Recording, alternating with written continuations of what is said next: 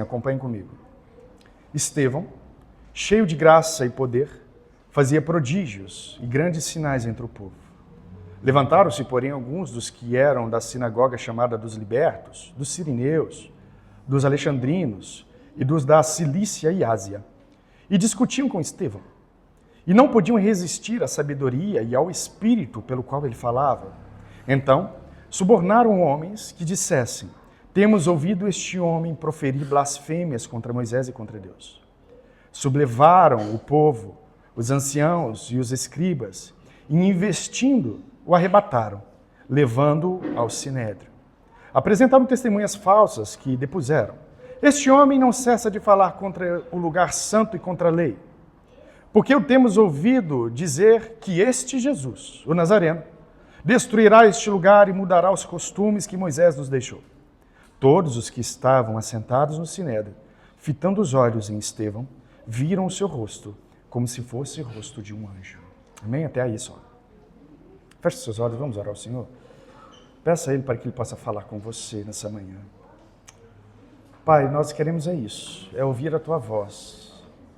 Que o Senhor Deus possa revelar os nossos corações nessa manhã.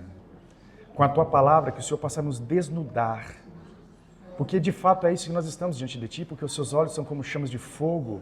O Senhor vê todas as coisas, não existe nada escondido diante de Ti. O Senhor é o Deus que sonda corações e esquadrinha pensamentos. Quem poderá se esconder do Senhor? Ninguém poderá se esconder.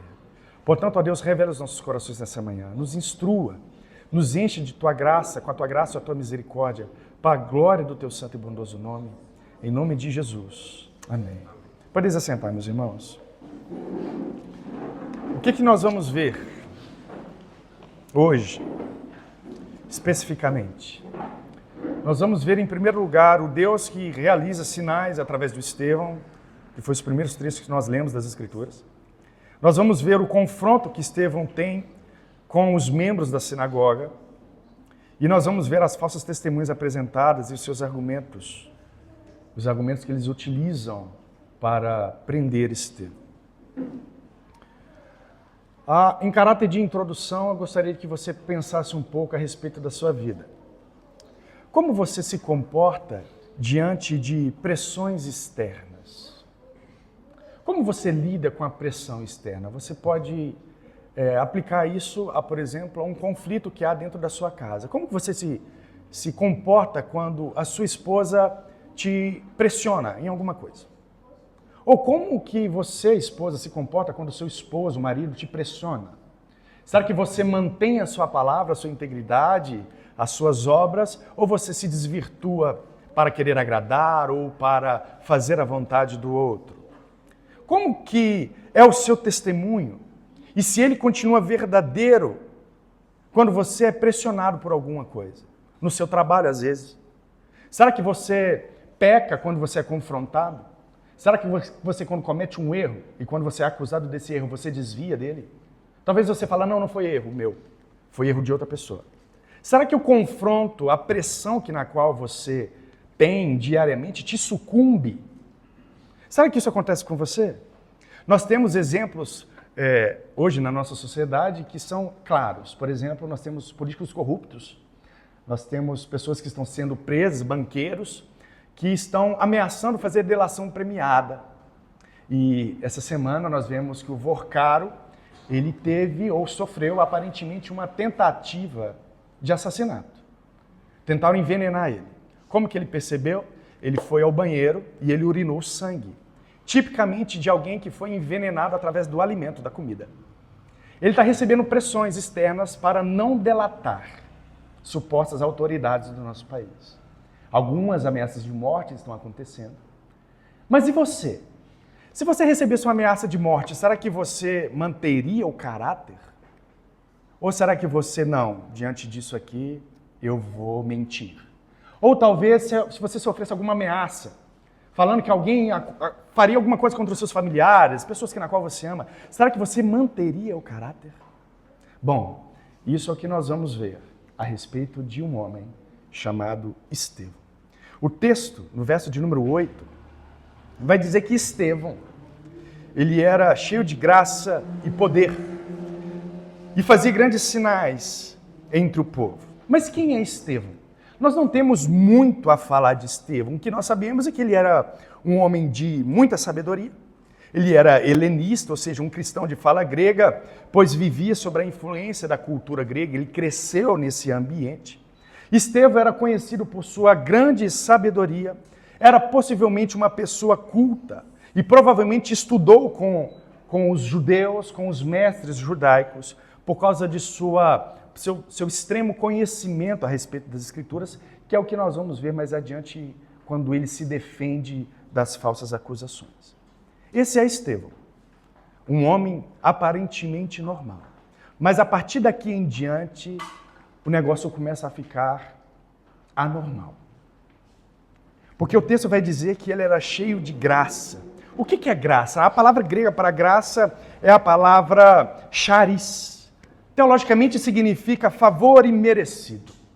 Estevão, ele era alvo do amor de Deus. Ele era cheio do favor de Deus. Não por causa de suas obras ou por causa do seu conhecimento ou sabedoria, mas por causa do amor e da graça de Deus que fora derramada sobre ele. Estevão, então, ele era cheio de graça porque ele transbordava dessa graça. Porque ele era cheio dela. E a conclusão de alguém que é cheio de graça é ser uma bênção para o outro. Sim, é ser uma bênção, é fazer favores com pessoas que não merecem favor. Você pode aplicar isso dentro da sua casa, quando você percebe que a sua esposa não merece o seu favor. E você age com graça e a favorece. Quando o seu marido não merece o favor, você age com graça e o favorece. Uma pessoa que é cheia de graça é uma pessoa que abençoa sempre, mesmo sem a pessoa merecer tais ações. É exatamente isso que Deus faz conosco. Nós não merecemos absolutamente nada, mas Ele graciosamente nos abençoa. Foi falado aqui, ministrado, nas orações e no louvor, que Deus é um Deus misericordioso, que é por causa dele que nós somos abençoados. Estevão segue a linha da fé verdadeira, porque Estevão, ele carrega em si a fé de Abraão. E qual é a fé de Abraão? Eu falo constantemente, se tu uma bênção. É exatamente o que Estevão é. A graça de Deus, quando ela é transbordante em nós, faz com que sejamos extremamente abençoadores. Nós abençoamos nossos irmãos, nós damos dinheiro, nós auxiliamos aquele que precisa de socorro. Isso é graça transbordante. E Estevão era este homem. Cabe lembrar que ele fora escolhido por uma multidão de pessoas por causa do seu caráter aprovado. Pedro disse, olha, levantai homens cheios de sabedoria, cheios do Espírito Santo, cheios de bom testemunho. Quem eles levantam? Foi falado na ministração passada. Estevão era um desses homens. Estevão tinha um caráter ilibado. Ele era cheio de graça, cheio de bondade, cheio de favor transbordante. Mas não é só isso. Estevão tinha poder. Isso é algo extraordinário. A palavra poder vem da palavra grega dunamis. Você já deve ter ouvido por causa dos movimentos evangelísticos que acontecem por aí. E dunamis pode ser traduzido por poder mesmo, que também pode ser por força, habilidade. É daí que vem a palavra dinamite, explosão. Exatamente. Estevão era um homem cheio de graça transbordante e de explosões de poder. Esse era Estevão. Estevão era cheio da graça e de poder, porque ele era cheio daquele que de fato é a fonte de todo o poder e de toda a graça. Ele era cheio de Deus. Ele era cheio do Espírito Santo de Deus. Estevão, ele era templo do Espírito Santo de Deus. Deus, ele já não habita mais em templos feitos, ou melhor dizendo, nunca habitou, ele apenas passava. Ele não habitava em templos feitos por mãos humanas, mas não com Estevão. Na nova aliança, Estevão é o templo do Espírito Santo. Ele era cheio, Estevão é a habitação do Espírito. Nem Estevão se cumpre também a profecia de Joel, que já foi citada aqui. Joel, capítulo número 2, verso 28 e 29, que diz, e acontecerá depois que derramarei do meu Espírito sobre toda a carne. Vossos filhos e vossas filhas profetizarão, vossos filhos sonharão, e vossos jovens terão visões. Até sobre os servos e as servas derramarei o meu Espírito sobre aqueles dias. É na pessoa de Estevão que também se cumpre esta profecia. O Espírito Santo não habita mais em templos feitos por mãos humanas, mas ele habita agora em nós. Ele habitava em Estevão. Agora, por que o homem, na antiga aliança, não era templo do Espírito Santo? Por que isso passou a acontecer na nova aliança? Muito simples. Gênesis, capítulo 6, verso de número 3. O próprio Deus diz: então disse o Senhor, o meu Espírito não agirá para sempre no homem, pois este é carnal, e os seus dias serão 120 anos. Aquele que dá vida, aquele que dá poder, aquele que restaura todas as coisas, não habita mais com o homem. E por causa do quê? Por causa de seus pecados. Deus, na antiga aliança, capacitava, através do poder do Espírito Santo, pontualmente algumas pessoas. E sobre alguns homens, ele revestia de autoridade, como os sacerdotes, os profetas e os reis. Eles eram ungidos. E eles tinham mais do Espírito Santo. Mas não era assim com todos. Mas na nova aliança, não. Na nova aliança, não. Na nova aliança, todos aqueles que têm fé em Jesus Cristo se tornam templos desse Espírito.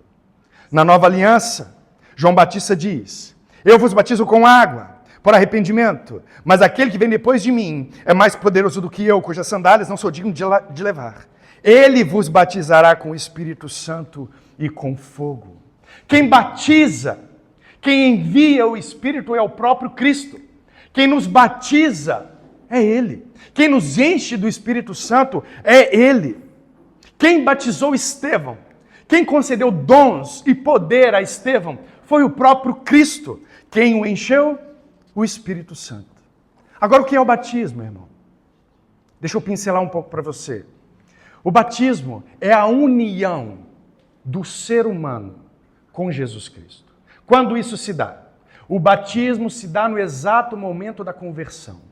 Não necessariamente tendo evidências de dons de línguas. O que nos difere dos pentecostais clássicos é exatamente isso. Nós não acreditamos que o batismo do Espírito Santo carregue em si uma evidência de línguas estranhas. Nós não acreditamos nisso. Nós acreditamos que a capacidade de falar em línguas o Espírito dá a quem Ele quer, conforme a busca de cada um. Buscai os melhores dons. Mas ela não se evidencia com o falar em línguas, muito pelo contrário. Ela se evidencia pelos frutos que o próprio Espírito produz no ser humano. Ok? Essa é uma divergência que nós temos dos irmãos da Assembleia de Deus, por exemplo, que acreditam que a evidência de que você tem o Espírito Santo é você falar em língua. Se você não fala em língua, você não tem o Espírito Santo. Essa é uma divergência que nós temos e nós não concordamos com isso. Porque nós acreditamos que no exato momento da conversão, nós somos batizados e enxertados no corpo de Cristo, que é a sua igreja. Mas Estevão, ele está realizando os sinais de Jesus, pelo poder do Espírito Santo. Estevão, ele está realizando, ou melhor dizendo, continuamente realizando os sinais de Jesus. E esses sinais fazem com que Jesus fique ainda mais claro para o povo que está ouvindo e vendo essas manifestações.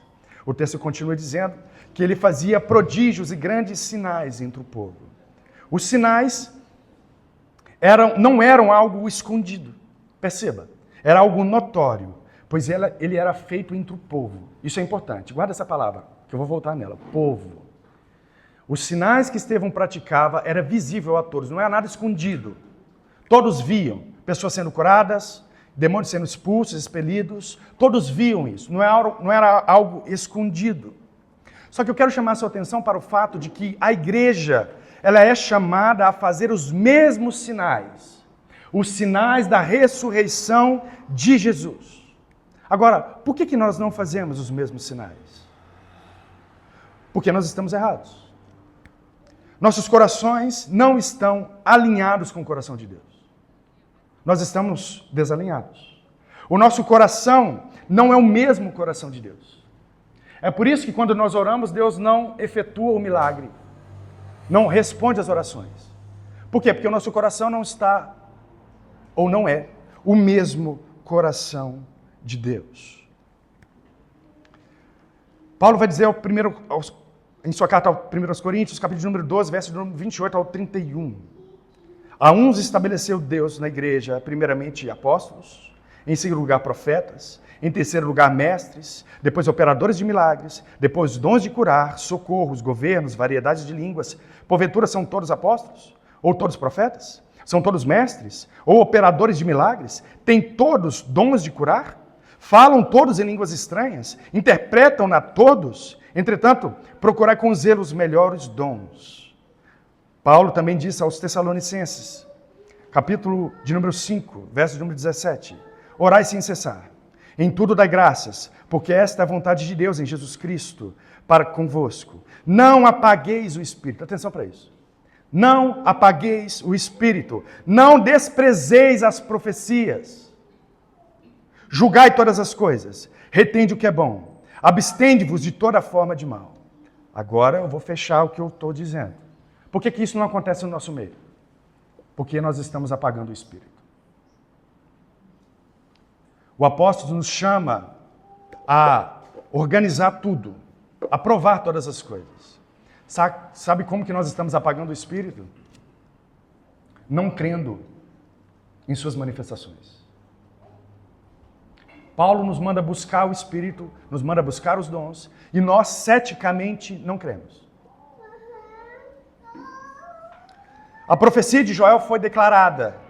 Nos últimos dias derramarei do meu Espírito sobre toda a carne. Vossos filhos e vossas filhas profetizarão, vossos velhos terão sonhos. Sobre todos, escravos e livres, derramarei sobre o meu Espírito. E o que nós estamos fazendo? Apagando o Espírito. Você não acredita, não? Deveria acreditar. O Espírito é apagado dentro de nós por falta de crer, por falta de fé. E isso acontece. Línguas estranhas são verdadeiras. O seu ceticismo não pode apagar. Qual é a instrução de Paulo aos Tessalonicenses? Julgai todas as coisas. Retende o que é bom. Apagar o Espírito é não acreditar em absolutamente nada de suas manifestações. Nós não podemos viver assim. Você não pode viver esse ceticismo, meu irmão. Porque você está apagando o Espírito.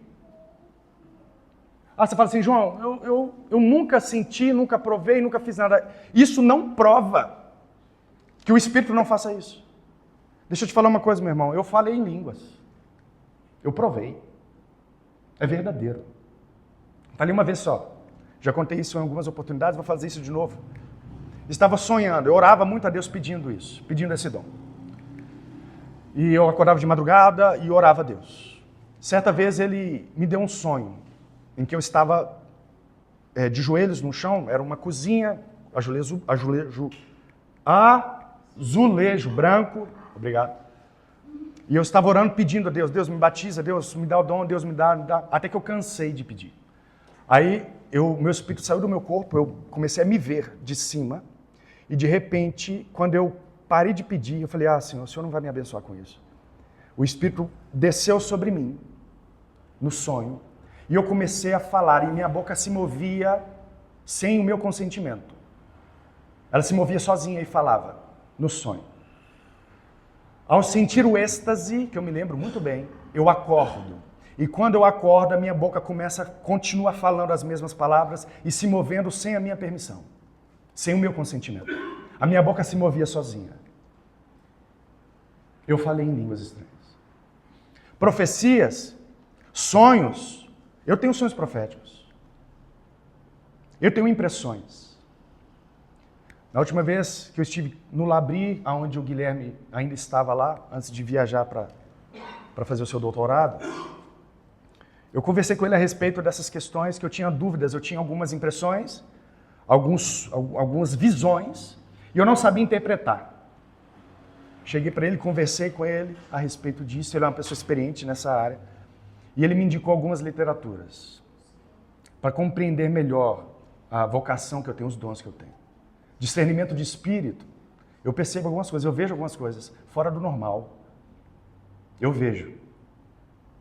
Isso existe. Eu sou prova de que isso existe. O que eu quero dizer para você, meu irmão? Você não pode ser cético. A igreja foi chamada a fazer os mesmos sinais. O nosso problema é que nós apagamos o Espírito. Nós não cremos nisso. Só que os sinais se evidenciam e ele continua as suas evidências. Esse é o meu relato pessoal. Eu poderia falar muitas coisas aqui. Eu comentei até com alguns irmãos a respeito. Na cultura é um negócio chamado déjà vu. Você já teve a impressão de ter ido a algum lugar, de ter acontecido a mesma coisa? Pois é, nas Escrituras isso tem um outro nome.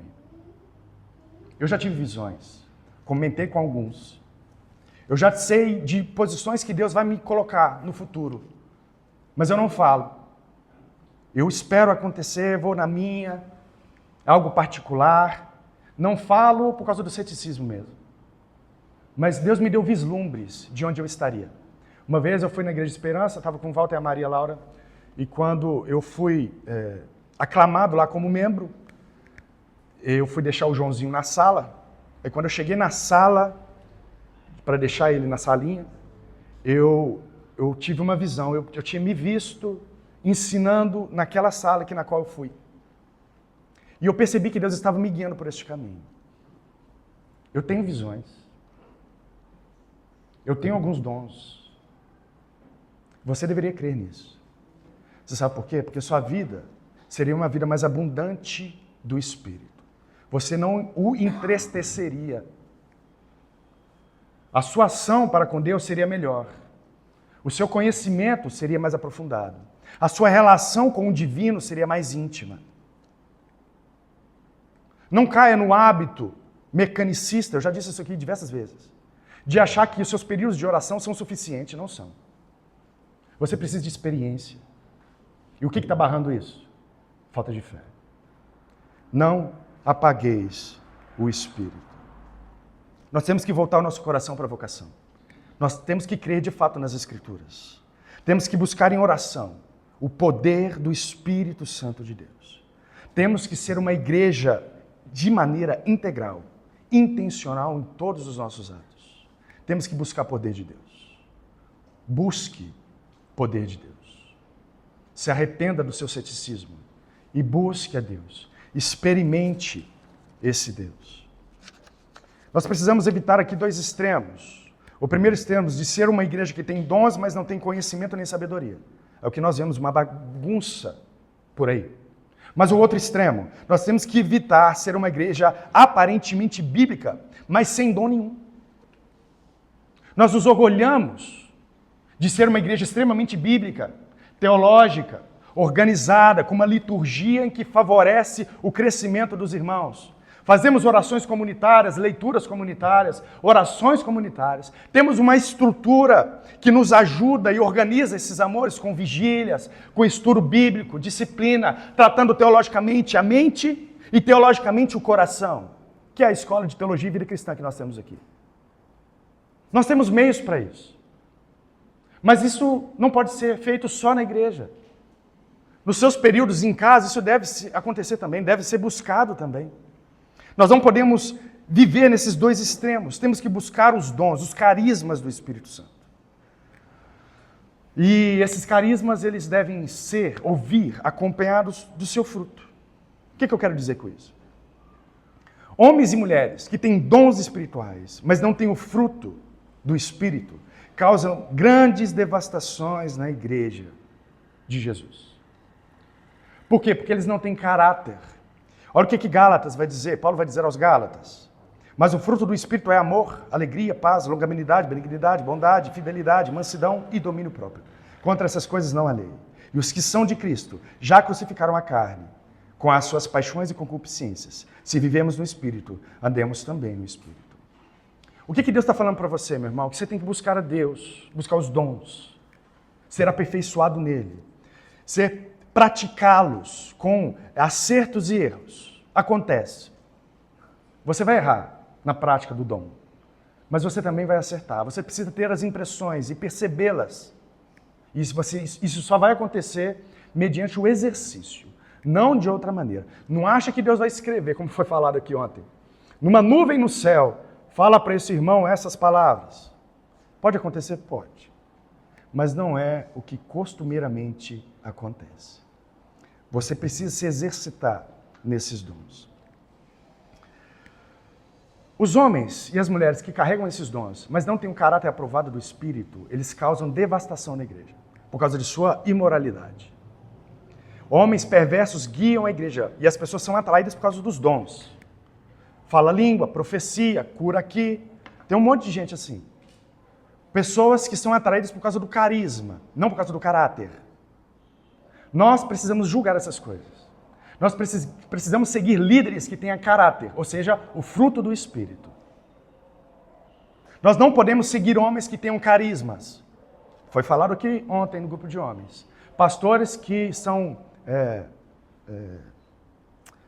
soberbos, pastores que são arrogantes, pastores que traem a esposa, pastores que não têm caráter nenhum, mas têm carisma. Atrai, é comunicativo, fala bem, faz piada aqui, outra colar. Às vezes prega legal, fala a palavra de Deus verdadeiramente, mas não tem novo nascimento, não tem caráter. Você deve ser guiado por um líder que tenha caráter. Conheça o seu líder. Conheça o seu pastor. Sonde. É sua responsabilidade saber quem é o seu pastor. Conhecer o seu pastor. Conhecer a pessoa que está falando com você. Conhecer os líderes dessa igreja. É sua responsabilidade. Você não pode ser enganado por um falso mestre, por um falso pastor. Não pode. Assim como Estevão. Homem de caráter ilibado, cheio de graça e poder. Mas no verso de número 11, então subornaram homens que disseram: temos ouvido que este homem proferir blasfêmias contra Moisés e contra Deus. Sublevaram o povo, e os anciãos e os escribas, e investindo, arrebataram, levando até o sinédrio. Perceba, esses homens eles começaram a subornar pessoas, testemunhas, para fazerem falsas afirmações a respeito de Estevão. Temos ouvido esse homem blasfemar contra Moisés e contra Deus. Essa é a mesma tática que foi usada para matar Jesus. Um falso testemunho. Ouvimos Jesus dizer que destruiria este templo. Ouvimos uma porção de coisas de Jesus, tudo mentira. E essa mesma estratégia foi usada para condenar Estevão. Agora a palavra povo aqui que eu te pedi para guardar, ela é colocada aqui de novo. Por quê? Porque tais homens convenceram o povo. Sabe quem é esse povo? Esse povo é o povo que está vendo sinais. Esse povo é o povo que está vendo prodígios. No ensino de Estevão, porque ele não só fazia prodígios, ele ensinava a verdade também, ele ensinava a doutrina, a ressurreição de Jesus Cristo, eles colocam falsas testemunhas para distorcerem as palavras da verdade. Essa é uma tática comum do diabo. O diabo faz isso. Ele distorce a verdade. E é exatamente isso que está sendo distorcido aqui. Qual que é a distorção? Estamos ouvindo esse homem dizer blasfêmias contra Moisés e contra Deus. Tem gente que é assim. Tem gente que é igual esse povo.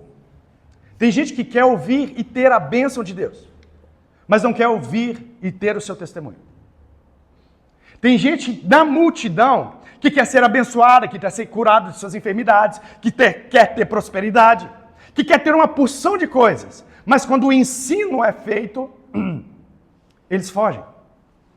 Bastou uma argumentação dos opositores para que o povo abandonasse Estevão. Esses opositores conseguiram convencer não só o povo, o texto continua dizendo, mas os anciãos e os escribas. Por quê? O que estava sendo supostamente ensinado? O que Estevão estava ensinando? Provavelmente o que Jesus ensinou. João capítulo número 2, verso 19 ao 21. Jesus disse: destruirei este santuário e em 3 dias o reconstruirei. Replicaram os judeus: em 40 anos foi edificado este santuário e tu em 3 dias o levantarás? Ele, porém, se referia ao santuário do seu próprio corpo. Ou talvez a outra profecia de Jesus, desculpa, que diz: derrubarei este templo. Aliás, perdão, não ficará aqui pedra sobre pedra que não seja derribada. Talvez Estevão está afirmando exatamente isso. Talvez o que Estevão está afirmando aqui ou ensinando é exatamente que a verdadeira adoração não se dá em uma estrutura física. É o que Jesus ensinou à mulher samaritana. Aonde devemos adorar Jesus? Aqui no Monte Gerizim ou em Jerusalém? Jesus disse, nem aqui nem acolá. Provavelmente o que Estevão está ensinando aqui é a não mais necessidade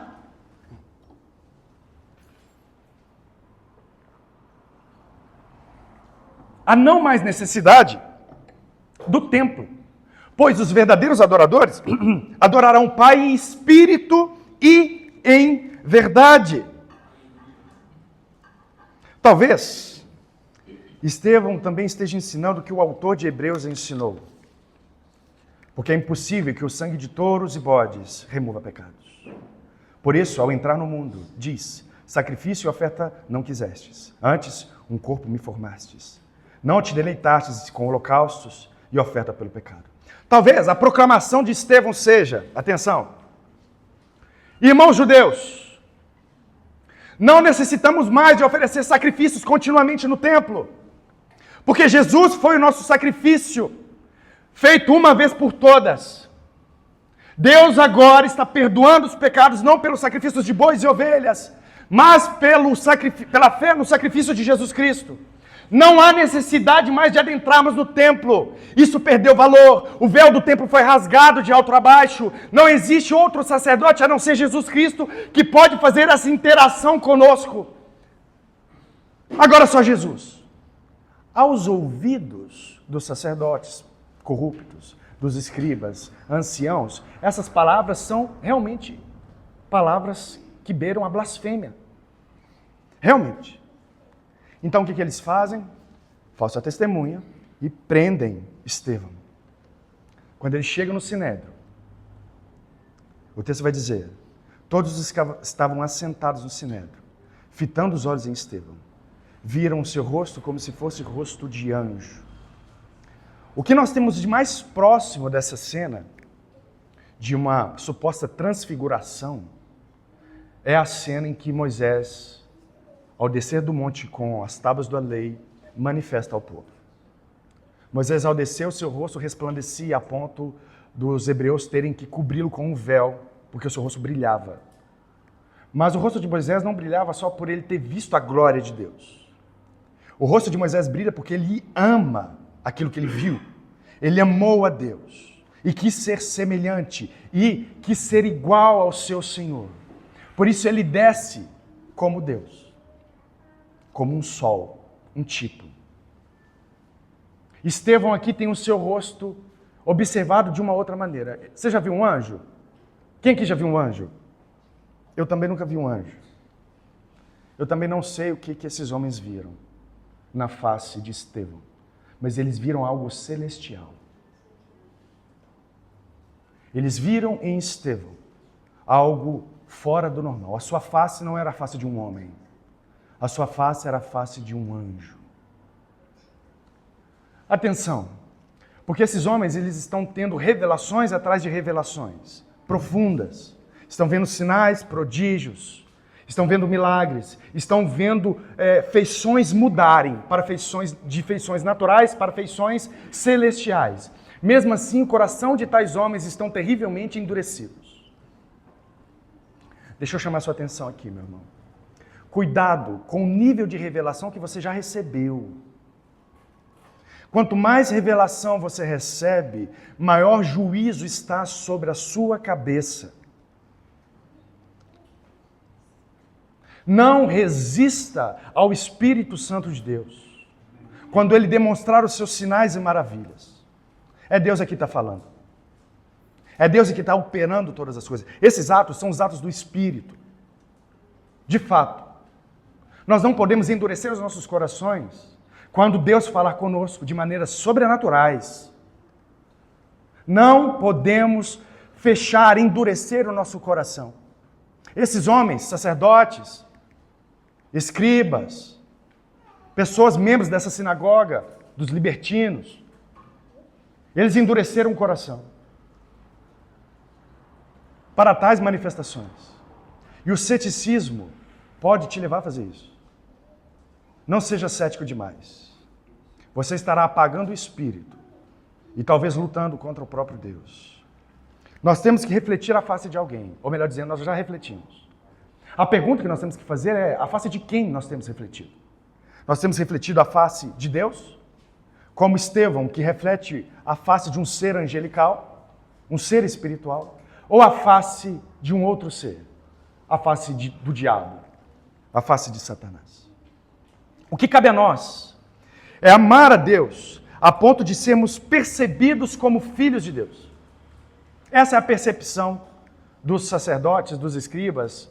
É olhar para Estevão e perceber que tem algo celestial nesse cara. Não dá para olhar para ele como um simples homem. A feição dele é diferente. É tudo diferente. Esse homem faz poderes e milagres. Esse homem é cheio de graça, ele abençoa todo mundo. Esse homem é diferente. Nós temos que amar Jesus a este ponto. A ponto das pessoas olharem para a gente e disserem, não, esse camarada não é normal, essa moça não é normal, não. Teve uma vez na minha vida que eu comecei a andar com um cara que as obras dele falavam assim assustadoramente. As obras de justiça dele, a ponto de eu chegar e falar, cara, esse cara é o cara que mais se parece com Jesus que eu já vi na vida, por causa de suas obras. Quando eu comecei a conhecer ele mais perfeitamente, eu comecei a ver os seus pecados, e eu voltei atrás, falei, não, esse cara não parece com Jesus, não. Falta muito para se parecer com Jesus. Mas, de fato, a nossa vida, ela tem que ter esse caráter, essas boas obras, graça transbordante, cheia de poder, mas nós temos também que ter um caráter. Porque quando eu fui na vida pessoal desse irmão, eu comecei a ver coisas terríveis. Pornografia, masturbação, mentiras, enfim, uma porção de pecados que não correspondiam com as obras que eram feitas. Não correspondiam. Portanto, nós devemos ser como Estevão. Amar tanto a Deus a ponto de refletir a face dele. Nós temos que amar tanto a Deus, ou precisamos amar, a ponto de sentir o que Deus sente, a ponto de pensar o que Deus pensa, a ponto de amar a Deus como Deus ama as pessoas, a ponto de agir como Deus age. Resumindo, nós precisamos ter o coração igual ao coração de Deus. Quando nós de fato estivermos alinhados com esse Deus, aí a gente ora, aí a cura acontece, porque o coração está alinhado. Aí a gente ora para expulsar um demônio, o demônio sai, porque o coração está alinhado. Aí a gente ora para Deus abrir uma porta, aí Deus abre a porta, porque o coração abre. O coração está alinhado. Nós precisamos ter o mesmo caráter de Estevão. Estevão orava e Deus ouvia a oração. Possivelmente, Estevão orava e Deus falava, não, eu quero. Cura essa pessoa, Deus, meu Senhor. Aí Deus dizia, não, eu quero que ela seja curada. Nosso coração está alinhado, você está pedindo, eu estou abençoando porque eu quero mesmo. É desejar o que Deus deseja, é fazer o que Deus faz, é sentir o que Deus sente, é pensar como Deus pensa. Essa era a vida de Estevão. E nós precisamos viver isso. Nós precisamos ser uma cópia fiel de Jesus Cristo. Mas o que nós queremos? Nós queremos outra coisa. Nós queremos de Deus as suas bênçãos, mas não os seus ofícios, não a sua missão. Nós não abraçamos a missão de Deus, nós queremos outras coisas, nós queremos ficar ricos, milionários. Nós queremos ter os nossos prazeres satisfeitos, nossos desejos saciados. E nós não nos importamos com a vontade de Deus. Quando que os sinais serão operados? Se tiver com o coração desse jeito, nunca. Estamos apagando o Espírito, entristecendo o Espírito, não crendo em sua ação, não julgando as coisas. Quero te lembrar, meu irmão, que Estevão era um cara cheio de graça, de poder, mas também cheio de sabedoria, ousadia e conhecimento da palavra de Deus. O que nos falta então? Arrependimento. O que falta para você e para mim é amor. O que falta para você e para mim é ter o coração igual do nosso Pai, igual de nosso Senhor. Precisamos sair daqui com essa advertência. Os sinais estão aí, operantes. Nós, como igreja do Senhor, temos que replicar esses sinais. Jesus disse, vocês farão sinais ainda maiores. Nós não estamos fazendo. Ao ler o livro que o Guilherme me indicou, eu não me lembro o nome do autor agora, ele cita um texto interessante, que me fez refletir a respeito da nossa comunidade, da nossa igreja. E ele estava falando a respeito de um testemunho de um pastor que chegou para a sua liderança, estava tendo conflitos. O pastor mandava fazer uma coisa, os presbíteros não faziam, aí houve conflitos e tal. E, enfim, ele chegou para os irmãos dele e falou, vamos passar 2 dias em oração. E quando eles passaram 2 dias em oração, esse pastor começou a refletir a respeito do que a igreja dele representava na cidade. Que se a igreja dele não existisse, o que mudaria na cidade? A conclusão que esse pastor chegou é que não mudaria nada, não. Uma igreja que não tem sinais não atrai ninguém. Uma igreja que briga consigo mesma não atrai ninguém. Não muda a vida de ninguém. Uma liderança orgulhosa não muda a vida de ninguém. Ele começou a perceber que a igreja ela não tinha dons e carismas, começou a perceber que a igreja ela não ajudava absolutamente ninguém, nenhum missionário, não dava dinheiro para missões, não ajudava socialmente o ambiente, os irmãos e a comunidade na qual ele estava inserido. Portanto, se Deus fechasse a igreja, não ia mudar absolutamente nada. Aí eu comecei a refletir e fiquei assustado. Fiquei terrivelmente assustado. Porque é exatamente isso que a nossa igreja é. Se a igreja de redenção fechar, ela muda o quê? Muda o quê na sua vida? Talvez não mude nada, você vai para outra aqui da esquina. Uma que te agrade mais, que passe a mão no seu cabelo, que resolva seus problemas. A gente não investe em um missionário, porque tem irmãos que não dão dinheiro na igreja. São extremamente avarentos. A igreja não tem dinheiro para isso. A gente não investe em missionário. A gente não tem uma obra social qualificada. A gente não olha para a dor do outro. A gente está só aqui, ó. Nós não temos dons e carismas. O Espírito Santo não age com poder e graça como deveria agir, porque nós impedimos a sua ação. Essa igreja serve para quê? Eu fiquei assustado. E pensei até trazer um tema a respeito do livro que eu estou lendo para clarear melhor isso para os irmãos. Mas é terrível. Terrível. A gente não serve para muita coisa, não. Eu gostaria de chamar a sua atenção para você mudar de vida, irmão. Para essa igreja mudar. Eu preciso mudar. Essa igreja precisa ser mais ativa. A gente tem que parar com coisas terciárias. Brigar com coisas bobas. Sabe qual foi a briga do pastor? Interessante. E eu acho que vale para nós, viu? A gente tem umas briguinhas que eu fico sabendo que não dá. Infantilidade demais. O pastor chegou para o presbítero e falou assim: presbítero, a ceia costumeiramente acontece no louvor ali no meio. Eu quero que o senhor passe ela para o final, porque eu vou fazer uma pregação a respeito da ceia, da última ceia, e vai ser melhor quando a gente ceiar no final, porque vai trazer uma compreensão melhor da ceia, os irmãos vão ceiar com mais convicção. Aí o presbítero falou assim: não, é impossível isso acontecer. Aí o pastor falou assim: como assim? Eu sou pastor da igreja, eu estou pedindo para você fazer isso. Não, é impossível disso acontecer, a gente sempre fez isso dessa forma e dessa forma vai ser. Não, mas peraí, tem um problema aqui. Você não pode fazer isso, não. Aí eles começaram a brigar, faz, não faz, faz, não faz, faz, não faz. Olha a briga que causou. E aqui a gente tem umas picuinhas assim. A gente não gosta de autoridade, a gente quer ver o pastor fazendo muitas coisas, não quer fazer nada, não aceita conselho, não aceita direcionamento, não aceita absolutamente nada. Uma igreja sem liderança firme, ela não subsiste, ela se desfaz. Não existe isso. Os problemas vão acontecendo e nós precisamos ter maturidade para enfrentá-los com o poder do Espírito Santo de Deus, trazendo amor, compreensão, unidade. O espírito faccioso, ele não deve existir no nosso meio. Não deve existir. Nós precisamos muito do Espírito. Você precisa, eu preciso, nós precisamos. Essa igreja precisa ser uma igreja relevante. A você que nos visita, sejam bem-vindos. Viu? Não se assuste com essa palavra. Deus te trouxe aqui. Não existe acasos no mundo de Deus. É Deus que nos guia. A palavra de Deus vai dizer que o homem faz para si planos, mas é de Deus o guiar os passos. É Deus que te trouxe aqui. Talvez para ouvir alguma coisa. Talvez alguma coisa que eu falei, uma palavra ou outra, para te trazer de volta ou alinhar o seu coração. O Espírito Santo continua agindo na sua igreja. E nós precisamos dessa ação. Amém? Fique de pé.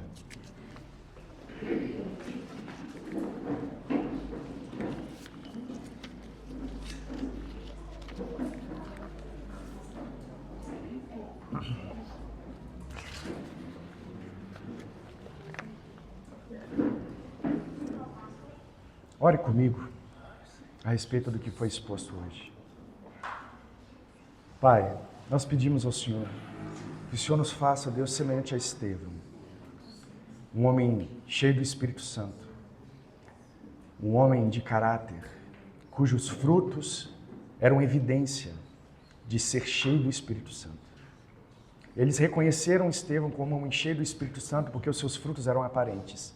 Deus, produz o fruto do Espírito em nós. Perdoa os nossos muitos pecados, ó Deus. Lava-nos, nos converta ao Senhor. Nos ajude, ó Deus, a viver, ó Deus, uma vida cheia do Teu poder, transbordante em graça e em misericórdia. Nós precisamos do Senhor, ó Deus. Nós precisamos da Tua atuação. Nós precisamos, ó Deus, dos Teus sinais. Eu clamo ao Senhor, ó Deus. Faça dessa igreja uma igreja cheia de sinais. Evidencie, ó Deus, os dons e as vocações. Meu Pai, em nome de Jesus, discernimento de espírito, dom de profecia, distribua. Faça com que esse meu irmão profetize, fale em línguas, discirna espíritos. Em nome de Jesus Cristo, tenha visões, sonhe. Deus, tenha misericórdia da tua igreja. Levante mais mestres, mais doutores, profetas. Levante, ó Deus, evangelistas, pastores nessa igreja. Em nome de Jesus Cristo, que ela possa ser uma igreja ativa e relevante, repleta de sinais transbordantes, graça transbordante, que seja uma igreja amorosa, uma igreja que transborda bênçãos. Em nome de Jesus, livra-nos, ó Deus, do ladrão, livra-nos daquele que pula a cerca, livra-nos, ó Deus, do joio, livra-nos do falso mestre, livra-nos dos bodes, ó Deus, por mais que a gente saiba que eles estão no meio de nós, livra-nos, nos ajude, ó Deus, a identificá-los. Distribui seus dons, ó Deus. O Senhor fez isso com a igreja, mostrando a Ananias e Zafira. O Senhor fez isso guardando o coração da tua igreja. Nos ajude. Deus, guarda-nos. Livra-nos, ó Deus, de tais perversidades. Livra-nos de tais homens e mulheres perversos. Em nome de Jesus Cristo, nos ajude. Para a glória do Senhor, para a glória do teu nome. Pai, nos ajude a ser íntegros como Estevão foi.